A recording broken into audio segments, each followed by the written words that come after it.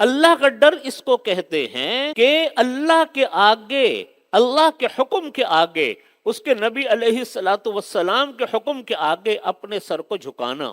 یا اللہ یہ آپ کا حکم ہے، اب اس کے بعد ہم یہ کام نہیں کریں گے، چاہے مالی طور پہ فائدہ ہو، چاہے مالی طور پہ نقصان، چاہے دنیا کا نفع ہو، چاہے دنیا کا نقصان. یہ اللہ کا ڈر پیدا کرنے کا طریقہ ہی یہی ہے کہ اللہ کے نیک بندوں کے ساتھ رہو. اور یہ بات اس وقت پیدا ہوتی ہے جب انسان، یہ جو فرمایا نا کونوا مع الصادقین، سچے لوگوں کے ماحول میں رہو گے اللہ کا ڈر خود بخود آئے گا. ماحول کا اثر انسان بہت قبول کرتا. میرے دادا حضرت مفتی محمد شفیع صاحب رحمۃ اللہ علیہ کا ملفوظ میں نے اپنے بزرگوں سے سنا.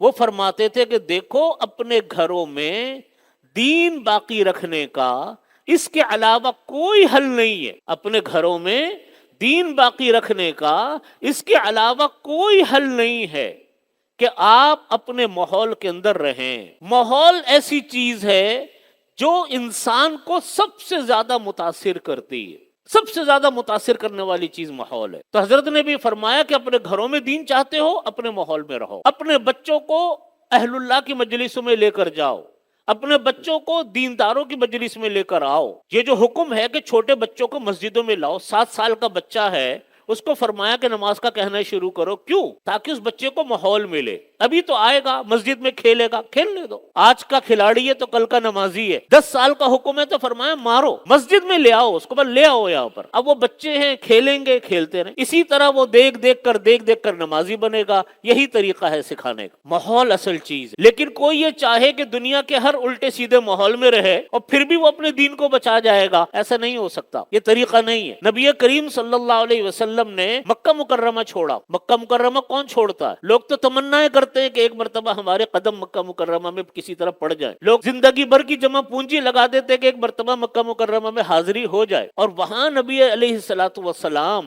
بما صحابہ کرام رضی اللہ عنہم کی جماعت کے ہجرت کر کے مدینہ طیبہ آ گئے. مکہ جیسا شہر، مکہ جیسا جہاں خانہ کعبہ موجود، جو وہاں اللہ کا گھر موجود، حکم ہوا چھوڑ کر آ گئے. اپنا گھر مکہ مکرمہ نہیں چھوڑا، اپنا جائیدادیں چھوڑی، اپنا گھر بار چھوڑا، سب چھوڑا، خاندان چھوڑے. جب مدینہ طیبہ آئے جہاں اس کی اور بہت ساری اللہ کی بہت ساری حکمتیں اور مصلحتیں تھیں، وہاں ایک بہت بڑی مصلحت یہ تھی کہ ماحول اپنا تھا. ماحول اپنا تھا، آزادانہ کام کرنے کی اجازت تھی. اس لیے دین کا سیکھنے کا، دین پر باقی رہنے کا ایک بہت بڑا ذریعہ، ایک بہت بڑی چیز وہ در حقیقت اللہ والوں کی صحبت میں رہنا ہے. اسی لیے علماء نے فرمایا کہ جو لوگ اپنے ملک سے ہجرت کر کے غیر مسلم ملکوں میں جا کر رہتے ہیں، غیر مسلم ملکوں میں پہنچتے ہیں اور ان کی کوئی دینی تعلیم و تربیت نہیں ہوتی، نہ وہاں پر وہ کسی دینی ماحول سے وابستہ ہوتے ہیں، علماء نے لکھا کہ وہاں ایسے جانا جائز بھی نہیں ہے جہاں دین کا خطرہ ہو. آج آپ دیکھیے، میں نے ایک بزرگ کے بارے میں سنا، تبلیغی جماعت کے بہت بڑے بزرگ ہیں، انہوں نے اپنے کسی بیان میں یہ بات فرمائی تھی کہ جو خاندان آج ان ملکوں میں جا کر آباد ہو گئے، مغرب کے 100 سال پہلے چلے گئے تھے، ان بزرگ نے فرمایا تھا کہ آج ان کی نسل میں کوئی مسلمان باقی نہیں ہے. اور یہ میں آپ کو ان بزرگ کی بات تو عرض کرتا ہوں، خود اپنے کتنے جاننے والوں کو میں دیکھتا ہوں، جانتا ہوں کہ آج ان کی نسلوں کے اندر عیسائی داخل ہو رہے ہیں، عیسائیوں سے شادیاں ہو رہی ہیں، یہودیوں سے شادیاں ہو رہی ہیں. ایک جاننے والے ہیں، ان کی بیٹی نے ایک سکھ سے شادی کر لی. مجھے بتاؤ کیا ملا ان کو، کیا کمایا انہوں نے دنیا میں؟ جب نسلوں کے اندر کفر آ گیا، نسلوں کے اندر بے دینی آ گئی، نسل جو ہے وہ بے دینی کے راستے پر چل پڑی، تو کس چیز، کیا کون سی آمدنی ان کے پاس ہے؟ ڈالر اور پاؤنڈ. قبر میں لے کر جائیں گے ڈالر اور پاؤنڈ کو. یہ حکم ہے. اسی لیے علماء لکھتے ہیں کہ ایسے لوگ جو ان غیر مسلم ملکوں میں جائیں، ان کو چاہیے کہ وہ اپنا پہلے، سب سے پہلے دنیا کے بندوبست کرنے سے پہلے اپنے دین کو بچانے کی فکر کر کے جائیں کہ اپنے دین کو کس طرح بچانا ہے. وہاں میرے ایک دوست ہیں، ہمارے ایک جاننے والے ہیں، وہ میرے سے کہنے لگے، امریکہ میں رہتے ہیں، کہتے ہیں یہ تو جملہ بہت مشہور ہے کہ مغرب میں اسلام بہت پھیل رہا. کہہ رہے بڑا مشہور جملہ ہے اور پھیل بھی رہا. کہہ رہے ایسی بات نہیں ہے، جماعتیں بھی کام کر رہی ہیں، مسجد مدارس بھی کام کر رہے ہیں اور لوگ مسلمان بھی ہو رہے ہیں، دینی حلقے سے وابستہ بھی ہو رہے ہیں. لیکن وہ صاحب کہنے لگے کہ اس کو کوئی نہیں بتاتا کہ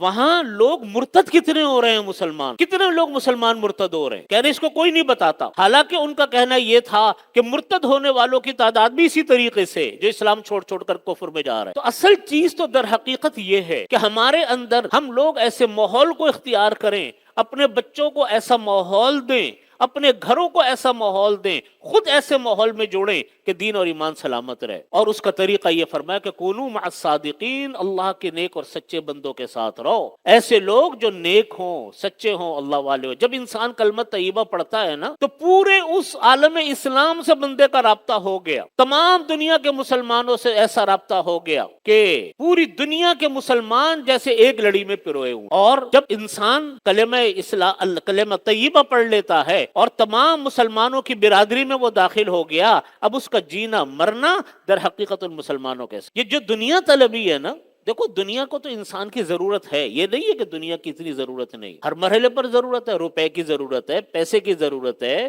دنیا کے ساز و سامان کی ضرورت ہے، لیکن یہ ضرورت اس حد تک ہے جس حد تک انسان اس کے خاطر اپنے دین کے اوپر کوئی سودا نہ کر رہا ہو۔ ضرورت تو ہمیں بیت الخلا کی بھی ہے، ضرورت تو ہمیں بہت ساری دواؤں کی بھی ہے، جس دوا کے قریب بھی انسان جانا پسند نہیں کرتا، لیکن بقدر ضرورت ہی ان چیزوں کو استعمال کرتا ہے۔ اسی طریقے سے اللہ رب العزت نے ہمارے لیے دنیا اہم تو بنائی، لیکن اتنی اہمیت دلوں میں نہیں پیدا فرمائی کہ اتنی اہمیت دلوں میں مت ڈالو کہ کل اللہ کا حکم اور دنیا کا فائدہ نظر آئے تو تم دنیا کے فائدے کو ترجیح دو، اللہ کے حکم کو چھوڑ دو۔